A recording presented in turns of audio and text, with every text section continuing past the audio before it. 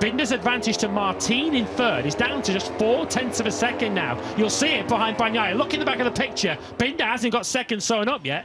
Is it going to be a case of close but no cigar then for Marc Marquez? The reason why Marquez has been dropped instantly by Martin is Martin, super impressive, a 152.742, his fastest lap of the Grand Prix so far on lap 20 of 21.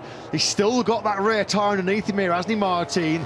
And he's going to have surely a crack at Binder late on here. Will there be any regret from Martin? Perhaps he saved a little too much for too late in the race to pull out a 52.7 at this stage, by a mile the fastest rider on track on that last lap. He's just left Marquez for dust, who did a 53.4. Brad Binder, perhaps having been alerted to this by his team, is going to have to step back on it. He's got around about 12 corners to try and hold Jorge Martin off, but Binder looks like he's using everything he's got left. As he so often did in 2023, Binder's been the only rider really that can take the fight to the Ducatis.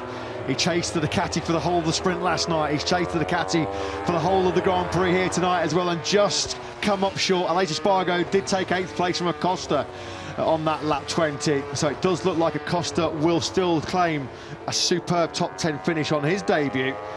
Martin just running out of time here, potentially one more lap, and he might have had something here for Binder, but Binder has responded. Yeah. Binder has retaliated. It looks like he will hold on for that second place. Yeah, Brad got the message there, and he stepped back on it to make sure that he retains that second place. He'd obviously recognised that he wasn't going to catch Bagnaia and perhaps slacked off a little bit on the previous lap, and as soon as he realised that he was letting Martin have a sniff a second, Binder's responded, but Bagnaia has certainly showed the world why that #1 belongs on his Ducati tonight. There's been some amazing racing behind him. It's been an amazing start to the season for Pecco Bagnaia.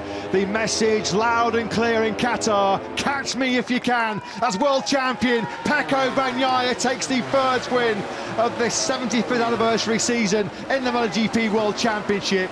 Cue the fireworks. We've got plenty of fireworks from Marc Marquez and from Pedro Acosta, who comes over the line. A memorable MotoGP debut for the Moto2 world champion. He takes the checkered flag in 9th place. Bagnaia, though, wins it by 1.3 seconds. Double second place here in Qatar for Brad Binder. Great start to the new season for the KTM star. Jorge Martin does hold off Marc Marquez late on for the final place on the podium. A real positive, hugely encouraging Ducati debut for Marquez. 5th in the sprint, 4th in the Grand Prix. He really did get close to that podium, but just look at the faces on the factory Ducati team. Maybe not the exuberant celebrations we're used to seeing from Davide Tardozzi, although he's lost his sparring partner, Paolo Ciabatti, hasn't he? Of course, he moved on to head up Ducati's new motocross project. But that was brilliance from Bagnaia. Absolutely incredible.